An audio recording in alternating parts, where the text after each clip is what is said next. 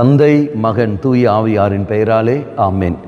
இயேசு கிறிஸ்துவின் அன்புமிக்க சகோதர சகோதரிகளை உங்கள் அனைவருக்கும் கிறிஸ்து இயேசுவின் அன்பு கிடந்த வணக்கத்தை தெரிவித்துக் கொள்கின்றேன். இன்னும் நமக்கு எல்லோருக்குமே தெரியும், நம்முடைய திருச்சபையானது அன்னை மரியாவுடைய பிறந்த நாளை கொண்டாடுகின்றது. நண்பர்களே, இந்த நாளில் விசேஷமாக நாம் சிந்தித்து பார்க்க வேண்டும்.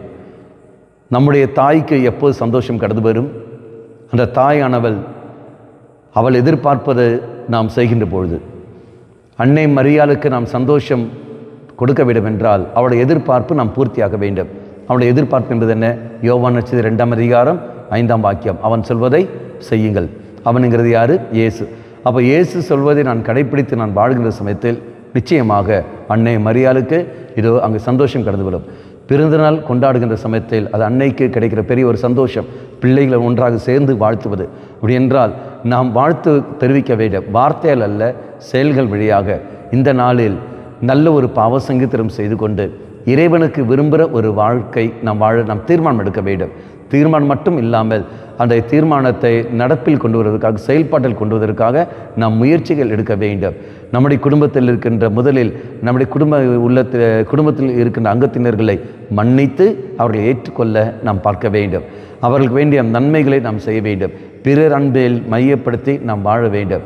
அப்படி நாம் வாழுகிற சமயத்தில் நிச்சயமாக நாம் கொண்டாடுகிற இந்த திருவிழா ஆனது, அன்னை மரியாவுக்கு நாம் செலுத்துகின்ற வாழ்த்தானது, அது உண்மையாகவே அது வாழ்த்தாக இருக்கும்.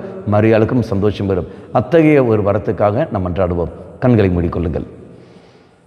நல்லவனாய தெய்வமே, கல்வாரி மலையிலெல்லாம் எங்களுக்கு நீ தாயாக தாயை நீ தந்தீர். அந்த தாயுடைய விழாவை நாங்கள் கொண்டாடுகின்றோம்.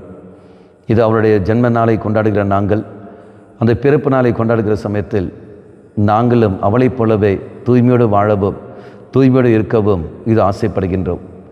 அம்மா மாதாவே, இதோ நீ விரும்புகிறபடியே நாங்கள் வாழ்க்கை வாழ சக்தியை தந்திரலும். நீரே எங்களுக்காக பரிந்து பேசியறலும். எவ்வாறு தூய் ஆவியால் நீ நிரப்பப்பட்டீரோ அதேபோல் நாங்களும் தூய் ஆவியால் நிறைந்தவர்களாக நல்ல ஒரு பாவசங்கீத்திரம் செய்து திருப்பலியும் கண்டு நற்கனையை பெற்றுக்கொண்டு நல்ல ஒரு தூய வாழ்க்கை நாங்கள் வாழ நீரே எங்களுக்கு துணை புரியும். அம்மா மாதாவே, தெய்வ மாதாவே, எங்கள் மாதாவே, என் அன்னையே, விசேஷமாக எங்களுக்காக பரிந்து பேசும். ஆமேன். தந்தை, மகன், தூய ஆவியாரின் பெயராலே ஆமேன்.